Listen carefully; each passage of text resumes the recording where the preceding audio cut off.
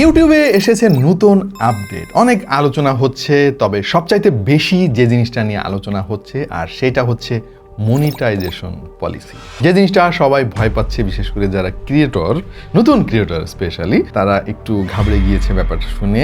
আমার আলাপ শুনলে আপনাদের কাছে অনেক পরিষ্কার হয়ে যাবে ব্যাপারটা। আগে ছিল 1000 সাবস্ক্রাইবার হতে হবে এবং 1 বছরের মধ্যে 4000 ঘন্টা ওয়াচ টাইম আপনার থাকতে হবে। বাট এখন সেটা চেঞ্জ হয়ে গিয়েছে 8000 ঘন্টা ওয়াচ টাইম। এটা আসলে অনেক বেশি, মানে ইনফ্যাক্ট 4000 ঘন্টাও কিন্তু অনেক বেশি ছিল, সেখানে 8000 ঘন্টা, ব্যাপারটা আরো বেশি কঠিন হয়ে গেল।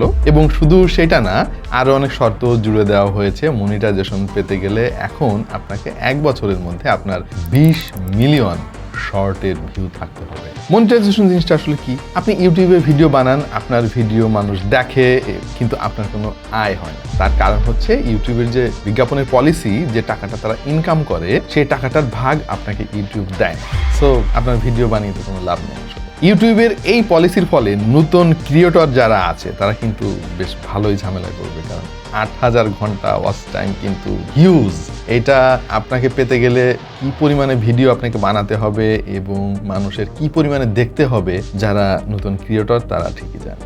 সো আমার মনে হয় না যে ইউটিউবের এক জাম্পে এই সময়ে এসে 8000 ঘন্টা করা ঠিক হয়েছে, বাট এটা তাদের প্ল্যাটফর্ম, আমাদের কিছু করার নেই আসলে। সো এখন কি করবেন আপনি? আমার মনে হয় যারা নতুন ক্রিয়েটর আছেন, ইউটিউবের জন্য কন্টেন্ট বানাচ্ছেন, মনিটাইজেশনের জিনিসটা টার্গেট না করে আপনি আপনার প্যাশন থেকে নতুন কন্টেন্ট বানাতে থাকেন। আপনি যদি ভালো ভিডিও বানাতে থাকেন, জিনিসটা এমন এক পর্যায়ে চলে যাবে যে এই 8000 ঘন্টা কোনো ব্যাপারই না আপনার কাছে। তখনই আপনি তাদের এই মনিটাইজেশনের আওতাভুক্ত হবেন এবং ইনকাম অটোমেটিক্যালি আসতে থাকবে। এআই কন্টেন্ট নিয়েও কিন্তু রিসেন্টলি বেশ কিছু আপডেট দিয়েছে ইউটিউব, আমি দেখলাম। বাট এখানে আমি সবকিছু পড়ে যেটা বুঝলাম, ইউটিউব কিন্তু কোথাও বলে নাই যে এআই কন্টেন্ট বানাইলে আমরা মনিটাইজেশন দেব না। তারা শুধু বলেছে রিপিটেটিভ কন্টেন্ট করা যাবে না, হোক সেটা এআই অথবা আপনি নিজেই বানাচ্ছেন। আপনার নিজের ভিডিও একটু সামান্য চেঞ্জ করে আপনি আবার আপলোড করলেন, নতুন একটা ভিডিও হয়ে গেল, কিছু কষ্টও করা লাগলো না।